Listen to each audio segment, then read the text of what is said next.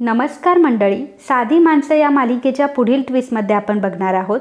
बारशाच्या कार्यक्रमामध्ये सुधाकरने कुसुमला मोलकरणीचं काम करताना बघितलेलं असतं. त्यामुळे त्यांना फार वाईट वाटतं आणि या सगळ्या गोष्टीला आपणच जबाबदार आहोत. जर कुसुमच्या वडिलांचा आपल्या हातून अपघात झाला नसता तर आज कुसुमवर हे काम करण्याची वेळच आली नसती असं त्यांना वाटायला लागतं.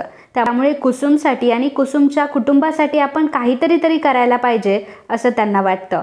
आणि मग ते कुसुमच्या आईला भेटतात. कुसुमच्या आईला म्हणतात की जर तुमची इच्छा असेल तर कुसुमसाठी मी एखादा मुलगा शोधू का, म्हणजे जो चांगला असेल, सुटाबुटातला असेल, ऑफिसमध्ये काम करणारा असेल, ज्याच्यासोबत तुमची कुसुम आयुष्यभर सुखी राहील. सुधाकरचा हा निर्णय आता कुसुमच्या आईला पटलेला असतो आणि तिने होकार देखील दिलेला असतो. सुधाकर आता घरी येतो आणि सुधाकरचं लक्ष हे बबड्यावर जातं, म्हणजे पंकजवर जातं.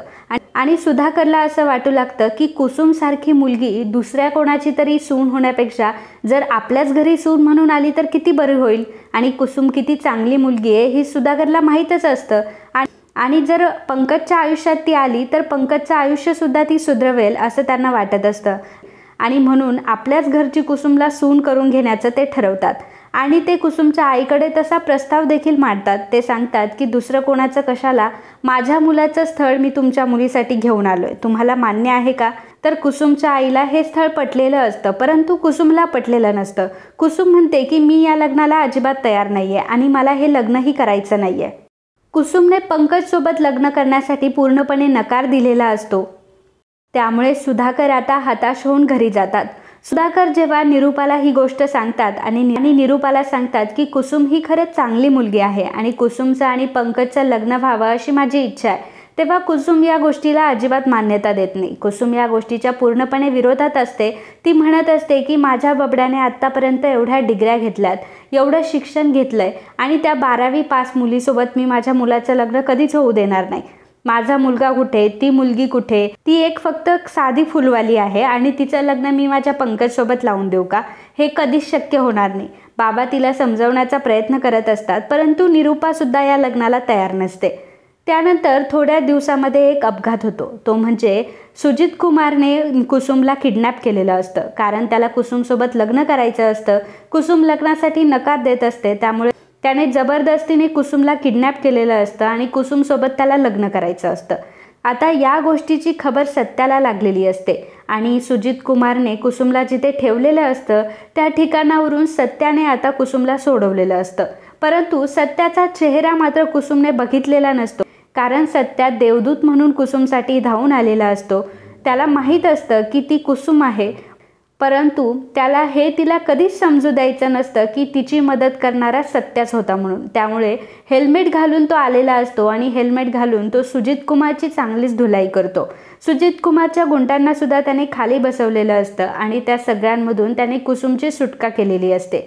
कुसुम आता सुजित कुमारच्या तावडीतून सुटलेली असते आणि कशीबशी तिच्या स्कूटरवरनं ती घरी जाते. घरी ऑलरेडी मधू आणि आई दोघीही कुसुमची वाट बघत असतात. कुसुम आल्यावर तिला विचारत असतात की काय झालं कुसुम, तू कुठे होतीस आणि इतका वेळ का लागला तुला. तेव्हा कुसुम घडलेला सगळा प्रकार आता आईला सांगू लागते. सुजित कुमारने तिला किडनॅप केलं होतं आणि कशा प्रकारे तो तिच्याशी जबरदस्ती लग्न करण्याचा प्रयत्न करत होता, या सगळ्या गोष्टी आता कुसुमने तिच्या आईला सांगितलेल्या असतात. त्यामुळे तिची आई फार घाबरते. मधू विचारते की मग तू इथपर्यंत आलीस कशी.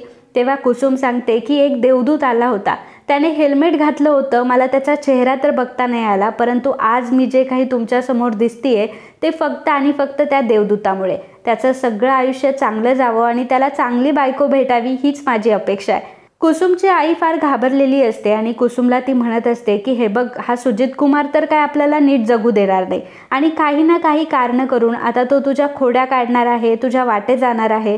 त्यामुळे मला असं वाटतं की तू लवकरात लवकर लग्न करावं. तू जर लग्न केलंस तर तो तुलाही त्रास देणार नाही आणि आम्हालाही त्रास देणार नाही. त्यामुळे कुसुम या गोष्टीचा विचार करते की सुजित कुमार हा माणूस तिला चांगलाच माहीत असतो.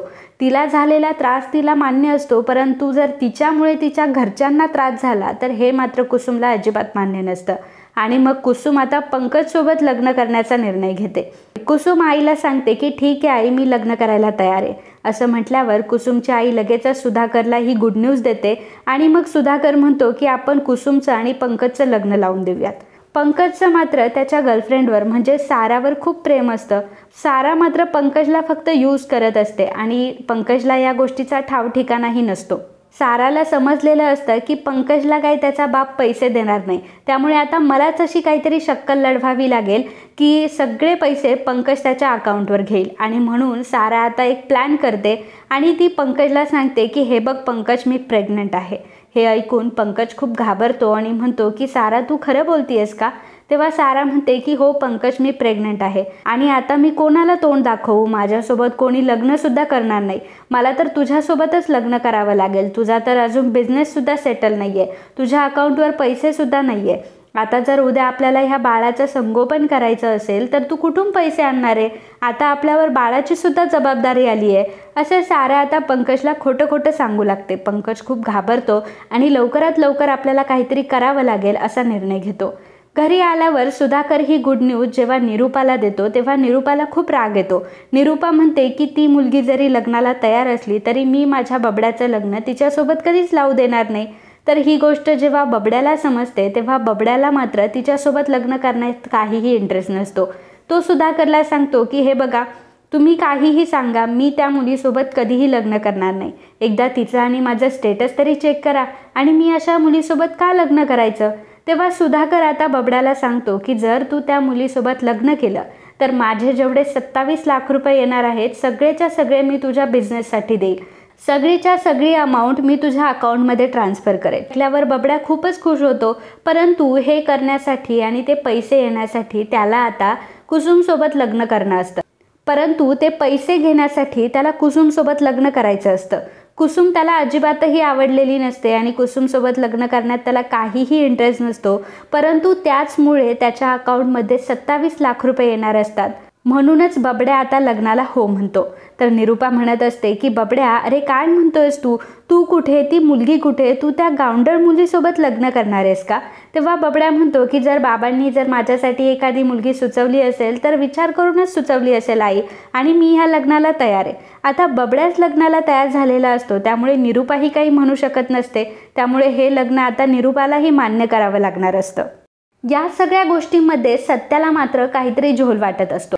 सत्याला माहीत असतं की हा बबड्या नक्कीच काहीतरी गडबड करणार आणि नक्कीच घरातल्यांना तो फसवतोय आणि बापला देखील फसवतोय. हा काहीतरी कांड तर नक्कीच करणार आहे. बबड्या साराकडे येतो आणि साराला तो सांगत असतो की तुला माहिती आहे आज काय झालंय? माझा बाप माझ्या अकाउंटवर 27 लाख रुपये ट्रान्सफर करणार आहे. हे ऐकून सारा खूप खुश होते आणि ती म्हणते की कधी करणार आहे? बबड्या सांगतो की परंतु त्यासाठी एक कंडिशन आहे, ते म्हणजे त्यांनी एका सुचवलेल्या मुलीसोबत मला लग्न करावं लागणार आहे. सारा म्हणते की याचा अर्थ तू दुसरं कोणासोबत तरी लग्न करणार? तेव्हा बबड्या म्हणतो की नाही ग, मी त्या मुलीसोबत लग्नच नाही करणार. ज्या दिवशी माझ्या अकाउंटवर पैसे ट्रान्सफर होतील ना त्या दिवशी मी लग्नाला नकार देणार आहे आणि हे सगळं मी लग्न होण्याच्या आतमध्येच करून घेणार आहे. तशी मी बाबांना कंडिशन घातली आहे की माझ्या बिझनेससाठी पैसे आले तर आणि तरच मी त्या मुलीसोबत लग्न करणार. साराला तसं पण बबड्याशी लग्न करायचं नसतं, तिला दुबईला सेटल व्हायचं असतं. त्यामुळे ती म्हणते की ठीक आहे, तू त्या मुलीला होकार दे आणि त्या मुलीसोबत लग्नासाठी तयार हो. बबड्या कुसुमसोबत लग्नासाठी तयार झालेला असतो, परंतु स्वतःच्या फायद्यासाठी झालेला असतो आणि ऐनवेळी तो कुसुमला धोकासुद्धा देणार असतो. कुसुमने मात्र बबड्यासोबत लग्न करण्याचा निर्णय घेतलेला असतो, तो घरच्यांमुळे घेतलेला असतो. कारण ह्या लग्नामुळे तिच्या घरच्यांची इज्जत वाचणार असते आणि घरच्यांना एक प्रोटेक्शनसुद्धा भेटणार असतं. परंतु ऐनवेळी बबड्या काहीतरी घाण करणार हे सत्याला मात्र ठाऊक असतं. तर मालिकेत आता पुढे नक्की काय ट्विस्ट येणार हे आपण आपल्या चॅनलवर रोजच अपलोड करणार आहोत. त्यामुळे तुम्ही जर चॅनलवर नवीन असाल तर प्लीज चॅनलला लगेच सबस्क्राईब करा आणि हा व्हिडिओ तुम्हाला आवडला असेल तर व्हिडिओला लाईक आणि कमेंट करायला विसरू नका. धन्यवाद.